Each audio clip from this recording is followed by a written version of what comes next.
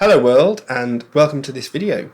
KISS, Keep It Simple Stupid, the acronym that encourages us to embrace simplicity over complexity.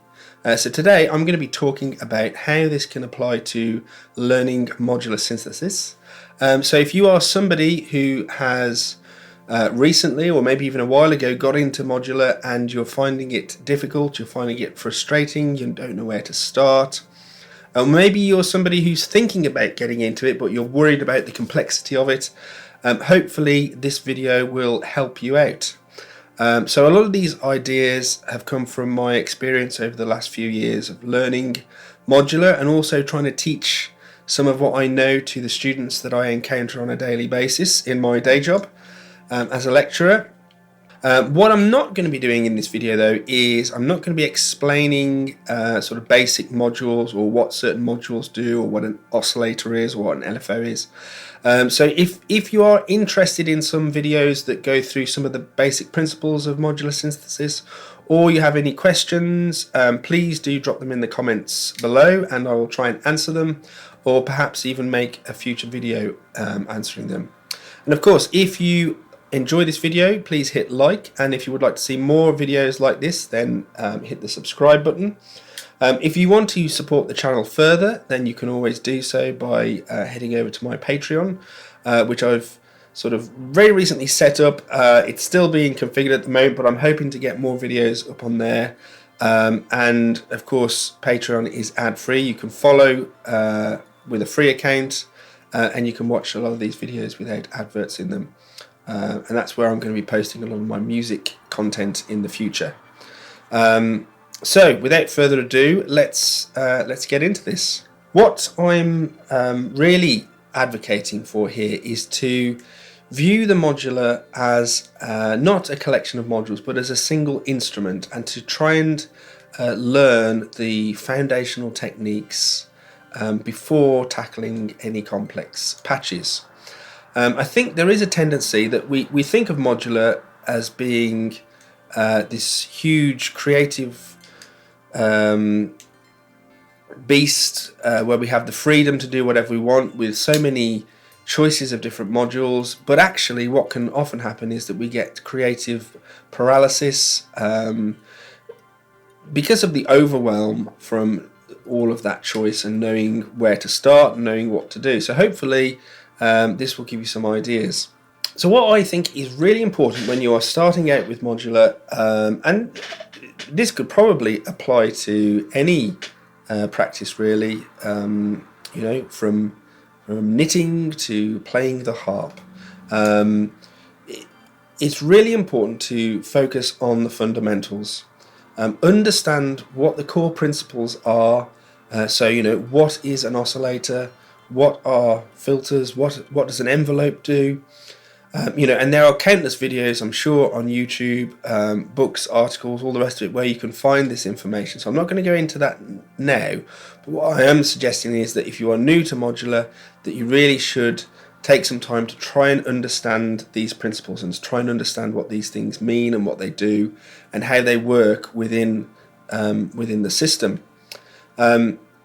Essentially, what we're trying to do is we're trying to develop some kind of deep knowledge about our system, and that really requires this good, strong, solid foundation on which to build complexity, which will come later on. What can often be very valuable is to take a single module at a time and to try and understand every single feature within that module. What do all the different outputs do? What do all the different inputs do? What do all the knobs, dials, sliders, etc.? Are there different modes? Are there secret modes? And just really sort of try and do a deep dive on one particular module and thoroughly understand what that module does. Over time, as you do this with more and more modules, you begin to understand all of the modules that you own, and then also you can start putting them together and exploring how they interact with each other, and you'll end up with a very thorough knowledge of your system. I think sometimes a mistake that many people make is they get too many modules in the beginning and don't necessarily know where to start, and then their attention is spread too thinly across all these different modules, and they don't really understand what they all do and how they work. So I would say if you are starting out, just get a handful of modules to begin with, just enough to allow you to make some simple sounds, and then really start to try and understand what those modules do. You know, if you think you're going to get bored with that, you probably won't. But there's always VCV. You can always, if you want to, dive in and do something different, there's always VCV that you can go to, because that's free. It's not going to cost you anything, and you can sort of mess around with even more stuff there to your heart's content. But in the beginning, if you're building your own case, I would suggest just having a few modules to start you off. What you'll find as well is if you are just working with one or two modules at a time, you're going to get immediate feedback on what you're doing. It'll be very clear when things are working and not working, when you've made a mistake or when you have success, and you can learn from that much more easily than having this big mess of modules and cables and so on. The other thing that you'll find is having less modules will actually force you to be more creative, because you've got less options and less choices. So it puts limitations on you, and that actually leads to increased levels of creativity as you find that there are more problems that you've got to solve. Creativity essentially comes from solving problems, and probably the biggest problem that you can solve is not having enough resources, or having just a small amount of resources and then trying to do something with that. So if you have fewer modules in the beginning, it may well actually lead to you being more creative with what you can do with those modules. You have to kind of think outside the box a little bit and use them, in very creative ways. So what I recommend, or what I like to do, and I do this even now, is to try and learn a module or a couple of modules. Is I will try and create what I refer to as a patch study. Well, I call it a patch study, but I didn't invent that term. I'm sure other people call these things patch studies as well. So what is a study? Well, in music, composers have written studies ever since, they've been composers. Sometimes they're called etudes, sometimes they're called studies. There are other words as well in different languages. But essentially, a study is a piece of music that a composer has written to explore a particular idea in detail, or maybe they've written it so instrumentalists or performers or other people can study that music and learn or explore a particular technique in their performance. How to approach conducting a patch study? The first thing I would say is, what's the phrase? Start small, dream big. So just limit yourself to as fewer modules as possible as you need to sort of get the job done. And it might be just, 2 or 3 modules maybe. Now, when I say limit yourself and 2 or 3 modules, there might be certain modules that you have to use. So, for example, in my case here, I've got an output module. If I didn't use that output module, there would be no sound coming out into the computer or wherever. So that module is kind of essential. It doesn't do a lot. It just takes the sound and outputs it at the appropriate level for me to record it. So I'm always going to use that module. So I'm not going to count that in my module count of 2, 3, 4 modules, whatever I'm setting out to do. And there might be 1 or 2 other module or types of modules that are also essential depending on what you're trying to do. So perhaps you wouldn't always count those in your module count. But yeah, so trying to keep something very simple, trying to keep the number of modules as few as possible is a good starting point when you're trying to do a patch study. So for example, it might be that you just want to use a single oscillator and a sequencer, and you want to explore what that oscillator can do. If it's sort of a more complicated oscillator, it's got different features and different modes and things. You're trying to explore what all of those things are. Similar with a sequencer, if there's a particular sequencer that you've got and you don't really know how it works beyond running basic sequences, this is an opportunity to try and figure out what do all the different modes do, what do all the buttons do, how does that sequencer work. So just, that single oscillator and a sequencer, what other essential modules you might need to make it actually work and make a sound, and then you're just exploring those 2 modules there. So something else might be that you want to set up just a simple subtractive synth patch and then just use one modulation source. So for example, I've got mutable instruments tides. That's got a whole host of different features, and essentially it's an LFO, or you can have sort of 4 outputs of LFOs. But there are a lot of features there and a lot of different things that you can do with it. So I might want to see, once I've set up this simple subtractive synth patch, where I can put that tides into there to modulate different things and the sort of effects that that has on the sound and so on.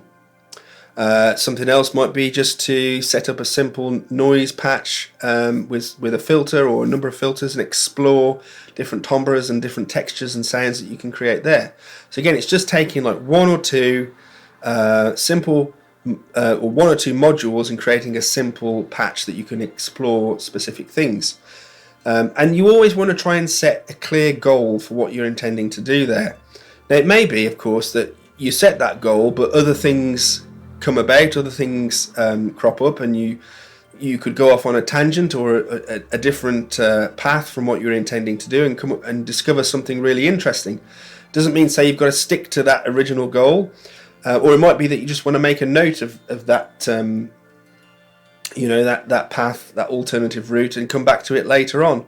But having specific goals will try and help you keep focused on what you're trying to do.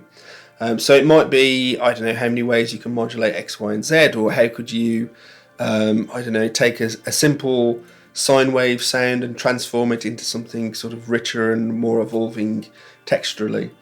And of course, whatever it is that you're doing, whatever your goal is, whatever you find out, whatever you discover, treat it like a sort of, like a science experiment. Write it down, document what you've done, document where it went wrong, where it was successful, what you discovered. Write it all down, and keep that for future reference. Of course, it can always be tempting, and I mentioned this earlier, to sort of, especially when you're starting out, to buy a whole host of modules, or to try and set up a patch which has got lots of modules into it, because you see these videos with people with lots of modules and lots of cables and it looks really cool, and so you want to try and do that. But of course, in the beginning, if you're using too many modules, then what you find is that your attention is spread too thinly across all these things, and you can't really learn what's going on. You can't learn and understand what all these different modules do. So it's a case of sort of quantity versus quality.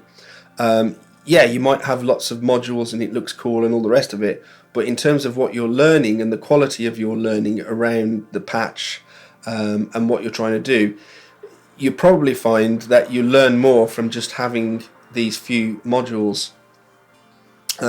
What can sometimes happen is that complexity, that level of complexity actually just ends up with you becoming frustrated, and missing opportunities to learn and discover new ideas. The other thing that can happen, of course, is, especially if you've gone out and bought a load of modules, is that you start using things, you start figuring out things, and there'll be a few modules that you sort of get the hang of maybe quite quickly, and then there'll be 1 or 2 modules that you might use them occasionally, but they start to gather dust, and that's because you're not really ready for those modules yet.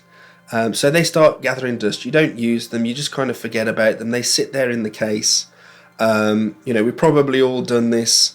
And then, you move on. You think, I need another new module, and so on.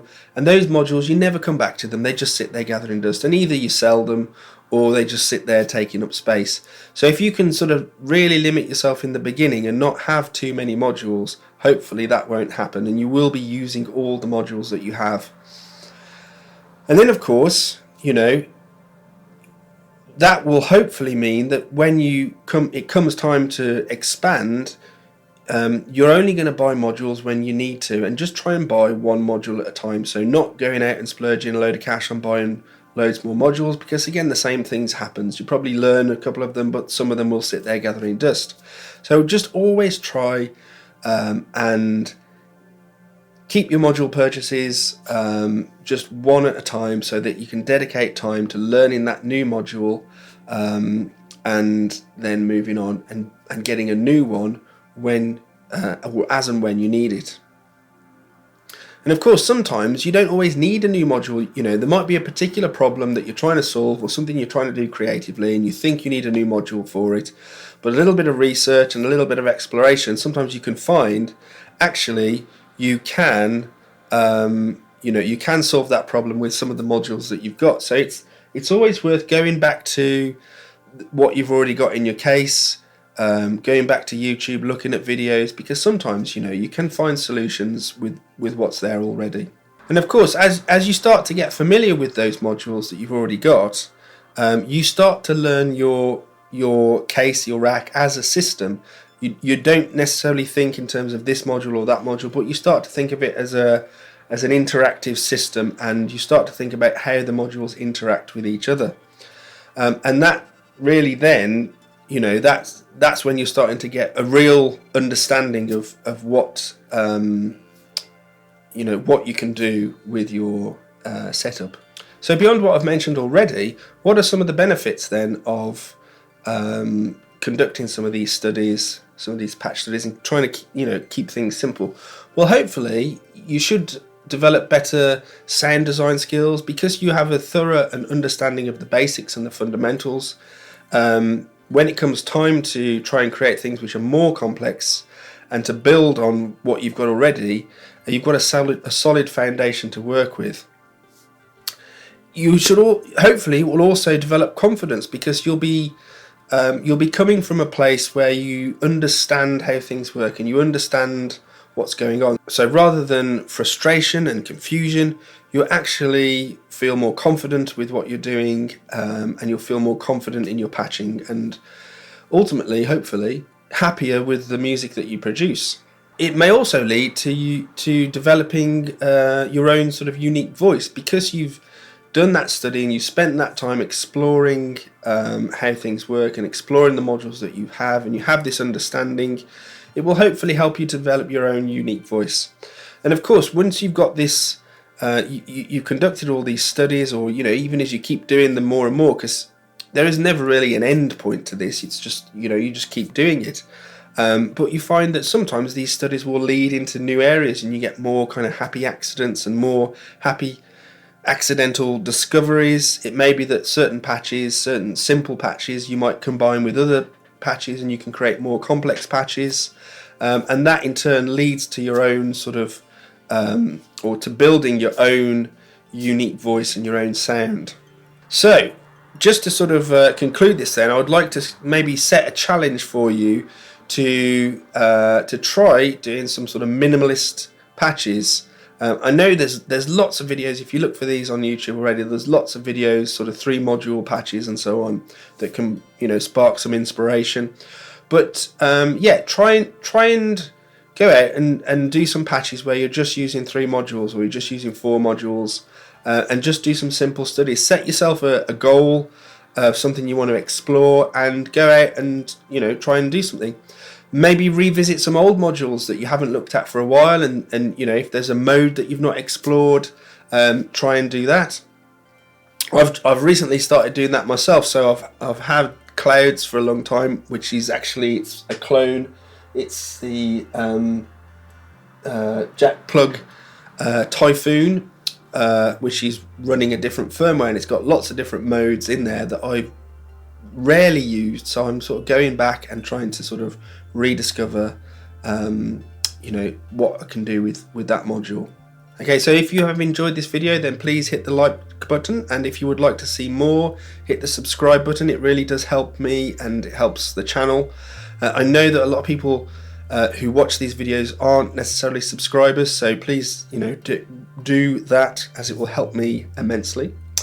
And I will see you in the next video. Oh, and of course, if you have any comments or questions, put them down below. Okay, cheerio.